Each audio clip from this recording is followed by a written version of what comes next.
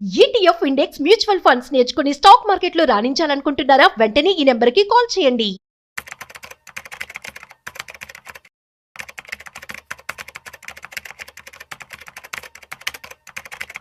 నమస్తే, welcome to Suman TV. నేను మీ విష్ణు. ప్రస్తుతంతో పాటు certified financial planner Ram Prasad గారు ఉన్నారు. వారితో మాట్లాడదాం. సార్ నమస్తే. సార్ నమస్తే అండి విష్ణు గారు. రామ్ ప్రసాద్ గారు, ఎప్పటి నుంచో ఒక టాపిక్ గురించి మీతో డిస్కస్ చేద్దాం అనుకుంటున్నాను. ఒక డిస్ట్రిక్ట్ హెడ్ క్వార్టర్స్లో కానీ ఒక టౌన్లో కానీ 30 నుంచి 40 వేల రూపాయల ఇన్కమ్ ఉన్న ఒక ఫ్యామిలీలో, అంటే భర్త ఇన్కము అదేవిధంగా భార్య ఇన్కమ్, ఇద్దరు ఇన్కమ్ కలిపి ఒక 30 నుంచి 40 వేల రూపాయలు కానీ ఉంటే, మరి వాళ్ళ ఉన్న టౌన్లో ఒక 30 లక్షల రూపాయలు ఖరీదు చేసే అపార్ట్మెంట్లో ఫ్లాట్ని కొనుగోలు చేయడానికి ఆ కుటుంబానికి సాధ్యపడుతుందంటారా? ఒకవేళ సాధ్యపడితే మరి ఏ విధంగా ఫైనాన్షియల్ ప్లానింగ్ అనేది చేసుకోవాలంటారు? Yes sir, it's very valid and needed question మీరు అడిగింది. ఇన్కమ్ కనుక జాయింట్ ఇన్కమ్ సమ్వేర్ బిట్వీన్ 30 నుంచి 40 వేల మధ్యలో ఉన్నట్లయితే, మీరు అన్నట్టుగా ఇప్పుడు డిస్ట్రిక్ట్ హెడ్ క్వార్టర్లో కూడా 30 లక్షలు లేనిది డబుల్ బెడ్రూమ్ ఫ్లాట్ రాదు. సో దాన్ని కొనే అవకాశం ఉంటుంది ఫైనాన్షియల్గా. మొదటిగా ఏంటంటే 40,000 శాలరీ జాయింట్గా ఉన్నట్లయితే, జాయింట్గా ఇద్దరిది కలిపి 40,000 ఉన్నట్లయితే ఓకే, 30 లక్షల రూపాయలు ఇల్లు కొనుక్కునే అవకాశం అయితే ఉంది ఫైనాన్షియల్గా. పాసిబిలిటీ ఖచ్చితంగా ఉంది. అయితే ఫస్ట్ ఇల్లు కొనాలా వద్దా? ఎస్. ఇప్పుడు ఇల్లు అందరూ కొనుక్కోవాలని ఉంటుంది కదా, అందరూ కొనుక్కోవాలి నిజానికి. అయితే అందరి పరిస్థితులు ఒకలాగా ఉండవు.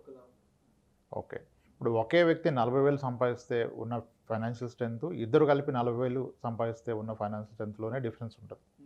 అంటే ఒక ఇన్కమ్ మీద ఆధారపడిన వాళ్ళకి 2 ఇన్కమ్స్ ఉన్న వాళ్ళు స్ట్రాంగ్గా ఉంటారు. ఇన్కమ్ సేమ్ కావచ్చు, సెక్యూరిటీ పెరుగుతుంది కదా. అలానే ఇప్పుడు 40,000 శాలరీ వస్తూ వాళ్ళ మీద వాళ్ళ పేరెంట్స్ ఆధారపడకుండా వీళ్ళ లైవ్లీహుడ్ వీళ్ళు చూసుకుంటే వాళ్ళ కంఫర్ట్. ఇప్పుడు 40,000 శాలరీ వస్తూ పేరెంట్స్ యొక్క డిపెండెన్సీ ఉండి, నా పేరెంట్స్ నా బాధ్యత, వాళ్ళు పెన్షనర్స్ కాదు, వాళ్ళకి నేనంటూ మంత్లీ వాళ్ళ ఖర్చుల నిమిత్తం ఇవ్వాలంటే, మళ్ళీ అప్పుడు అతను వేరే 40,000 వచ్చేతనికి ఇతనికి పొంతన ఉండదు. రెస్పాన్సిబిలిటీస్ ఎక్కువ అంటే మళ్ళీ ఖర్చులు కూడా.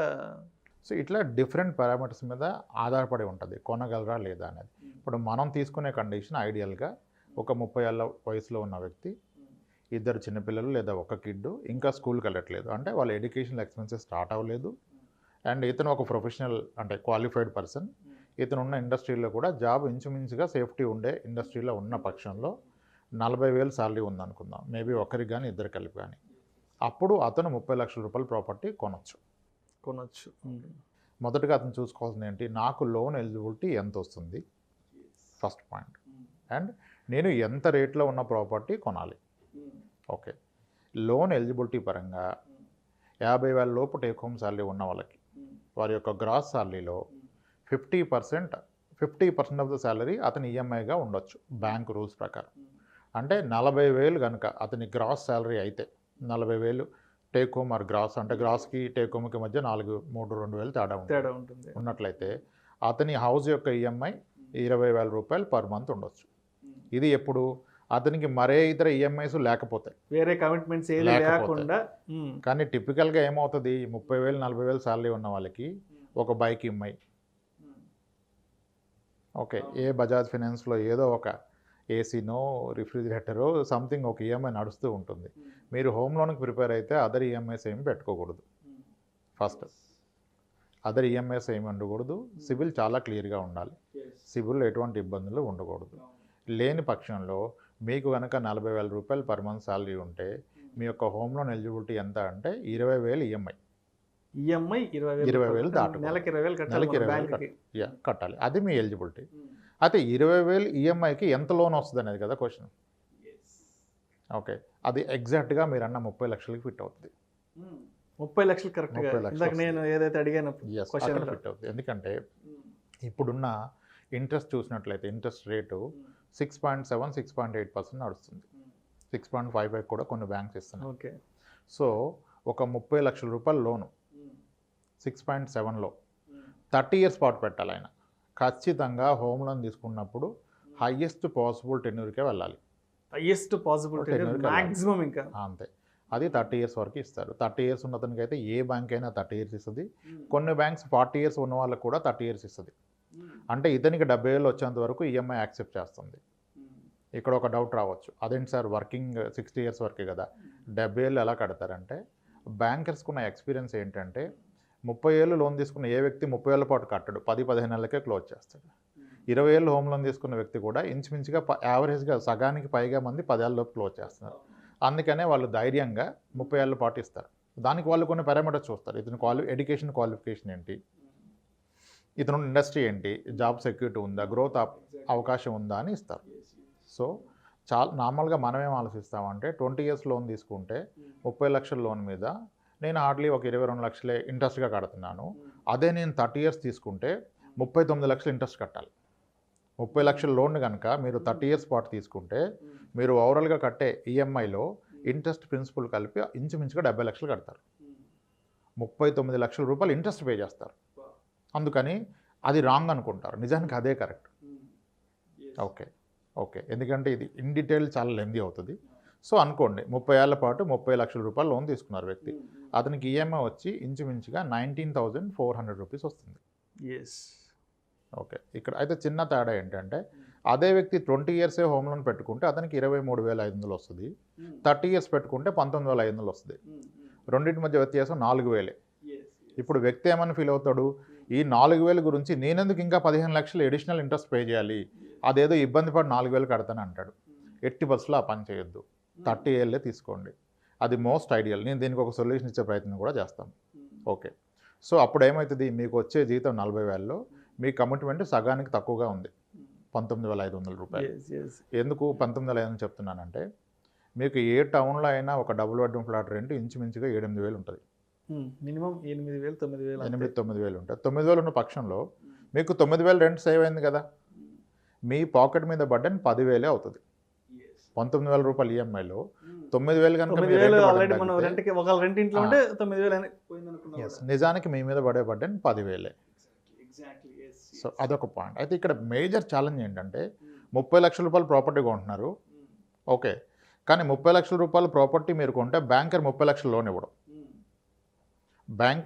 బ్యాంకర్స్లో మోస్ట్లీ మెజారిటీ ఆఫ్ బ్యాంక్స్లో రూల్ ఏంటంటే 30 లక్షలు ఆ లోపు ప్రాపర్టీ కొంటే ఇంచుమించుగా 90% లోన్ ఇస్తారు ప్రాపర్టీ వాల్యూలో మీరు కొంటున్నదాన్ని. ఓకే, యాక్చువల్గా ఎక్కువ వాల్యూ ఉన్నదాన్ని కొంటే 80% ఇస్తారు, కానీ మీరు 30 లక్షలు ఆ లోపు వాల్యూ ఉన్న ప్రాపర్టీ కొంటే మీకు 90% లోన్ ఇస్తారు. అంటే మీరు 30 లక్షల ప్రాపర్టీ కొంటే మీకు దాంట్లో 27 lakhs అతను ఇస్తాడు లోన్గా, 90% ఇస్తాడు. నిజానికి 33 లక్షలది కొన్నా 30 లక్షలు ఇస్తాడు. ఓకే, అయితే మరి మీరు 10% మీరు డౌన్ పేమెంట్ కట్టే సామర్థ్యం మీ దగ్గర ఉండాలి, అది కూడా చూసుకోవాలి. అది మెయిన్ కదా, అది లేకుండా ప్లాన్ చేస్తారు. అంటే లెగిచిందే పరుగన్నట్టుగా ఉండకూడదు. ఇక్కడ 30 లక్షల రూపాయలు ప్రాపర్టీగా ఉంటే ముందుగా మీ పాకెట్లో 3 లక్షల రూపాయలు మార్జిన్ అమౌంట్ ఉండాలి. అసలు మనం ఎంత డౌన్ పేమెంట్ కట్టగలము? 3 లక్షలు. ఇది ఓన్లీ 30 లక్షల లోన్కే మాడుతున్నాను. మీరు హయ్యర్ లోన్ అయితే మీకు 90% ఇవ్వరు ఫండింగ్. ఓకే, దీన్ని లోన్ టు వాల్యూ అంటారు. ఎల్టీవీ 90% ఇస్తారు, the property value 33 lakhs and below ఉంటాయి, అంతలోకి ఉంటాయి. ఓకే, అంటే 3 లక్షల రూపాయలు మీ పాకెట్లో ఉండాలి. That is a margin amount. మరి దాంతోనే ట్రాన్సాక్షన్ అయిపోతుందా? అవదు. మీకు రిజిస్ట్రేషన్ కాస్ట్ ఉంటుంది, అది ఒక 7%. 30 లక్షల రూపాయల ప్రాపర్టీది మార్కెట్ వాల్యూ అంటే గవర్నమెంట్ వాల్యూ మీద మనం రిజిస్ట్రేషన్ కాస్ట్ కడతాము, అదొక 24 lakhs ఉన్నా ఇంచుమించుగా అదొక 1,80,000. అంటే ఇది 3 లక్షలు, అది 2 లక్షలు వేసుకోండి, 5 లక్షల రూపాయలు. మరి 30 లక్షలు పెట్టి మీరు ఒక డబుల్ బెడ్రూమ్ ఫ్లాట్ కొంటే బిల్డర్ ఏమి మీకు అన్ని వుడ్ వర్క్ అంతా చేసేవారు కదా, అట్లీస్ట్ ఎంతో కొంత మీ పాకెట్ నుంచి తక్కువలో ముగించాలన్నా ఒక 1,00,000 రూపాయలు అవుతుంది. కిచెన్ వరకు సెల్ఫ్లు పోసుకుంటాను పైన పెడతానన్నా అంటే ఎంత లేదన్నా లోయర్ సైడ్ ఒక 6 లక్షల రూపాయలు చేతిలో లేకుండా 30 లక్షల రూపాయలు ఇల్లు కొనడం సాధ్యపడదు. సో కనీసం ఒక 6-7 లక్షల రూపాయలు క్యాష్ మన చేతిలో పెట్టుకొని మంచిది అంటారు లోన్ కోసం. అంటే నా సజెషన్ ఒకటి, 30 లక్షల రూపాయలు ఇల్లు కొని నెలకి 20,000 రూపాయలు కమిట్మెంట్ పెట్టుకునే ముందుగా నెలకి 20,000 పక్కన ఏ ఆర్డీలోనో పెట్టే ప్రయత్నం చేయండి. ఆ పెట్టి దాని ద్వారా ఈ 6 లక్షల రూపాయలు కూడబెట్టండి.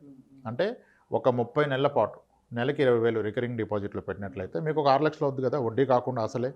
అంటే అది దానికి సరిపోద్ది. ఇంకోటి ఏంటి, ఈ క్రమంలో మీరు నెలకి 20 లక్షలు పెట్టగలరన్న ధైర్యం మీకు వస్తుంది. ఓకే, అప్పుడు వెళ్తే మీకు ఫర్దర్ లైఫ్లో ఏం బర్డెన్ కాదు, ఇంకా కంఫర్ట్ అవుద్ది. ఇన్నాళ్ళు మీరు రెంట్ పే చేస్తూ 20,000 పక్కన పెట్టారు, ఇప్పుడు రెంట్ తగ్గిపోయింది, మీరు 19,000 కడుతున్నారంటే నిజానికి 10,000.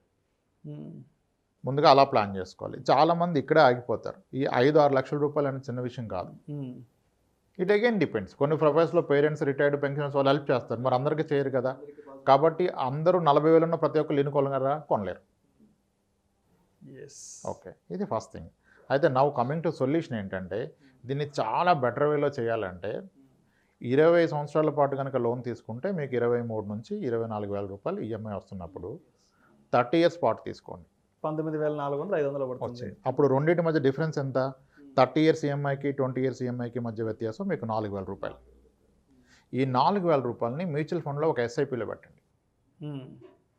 అంటే మీరు ఎలా కన్సిడర్ చేసుకోవాలి వ్యక్తి? నేను 20 ఏళ్ళే తీసుకున్నా అనుకోండి, 20,000 తీసుకుంటే ఎలాగో 24,000 కడుతున్నారు కదా, ఇప్పుడు 30 ఏళ్ళు తీసుకోండి, 24,000 కడుతున్నా అనుకోని 19,500 ఏమో లోన్ కట్టండి బ్యాంకర్కి, మిగిలిన 4,000 ఎస్ఐపిలో పెట్టండి. ఇప్పుడు చూడండి ఏం జరుగుతుందో. ఒక 10 ఏళ్ళు గడిచింది, 10 ఏళ్ళ తర్వాత కూడా మీ హోమ్ లోన్ అవుట్ స్టాండింగ్ ఇంకా 26 లక్షలు ఉంటుంది. మొదటి 10 ఏళ్ళలో మీరు ఎంత కట్టినా వాడు 4 లక్షలు తగ్గిస్తారు హోమ్ లోన్ క్యాలిక్యులేషన్ ప్రకారం. కానీ మీరు మ్యూచువల్ ఫండ్లో అప్పటి వరకు ఇయర్లీ ఒక 48,000 పెడుతున్నారు కదా, 4.8 lakhs పెట్టారు కదా 10 yearsలో. దాని విలువ ఒకవేళ 15% కనుక మీకు రిటర్న్ వచ్చినట్లయితే ఇది 10 లక్షలు అవుతుంది. ఫస్ట్ థింగ్ ఏంటి, మీ కార్ లోన్ ఇంకా నడుస్తుంది, అవుట్ స్టాండింగ్ ఉంది, మంత్లీ 20,000 కమిట్మెంట్ ఉంది, కానీ మీ మ్యూచువల్ ఫండ్లో 10 లక్షలు మీకు అవైలబుల్ ఉన్నాయి. మీరు కనుక ప్రైవేట్ సెక్టర్ ఎంప్లాయ్ అయితే ఇది మీకు చాలా ధైర్యాన్ని ఇస్తుంది. రేపు ఏ రోజు ఇబ్బంది వచ్చినా ఈ 10 లక్షల నుంచి మీరు ఎంత మొత్తం అన్నా తీసుకోవచ్చు. అంటే ఈ 10 లక్షలతో మీ ఇంటి లోను ప్లస్ మీ ఫ్యామిలీ ఖర్చులు మీరు భరాయించగలుగుతారు ఒక 2-3 ఏళ్ల పాటు. అంటే చాలా ధైర్యం వస్తుంది. ఓకే, ఇది 10 ఏళ్ల స్టోరీ. అదే 15 ఏళ్ల తర్వాత చూస్తే మీరు నెలకి 4,000 ఎస్ఐపి పెట్టిన దాని యొక్క విలువ ఇంచుమించుగా 24 లక్షలు అవుతుంది. కానీ 15 ఏళ్ల తర్వాత మీ హోమ్ లోన్ అవుట్ స్టాండింగ్ 20 లక్షలు 21 లక్షే ఉంటుంది.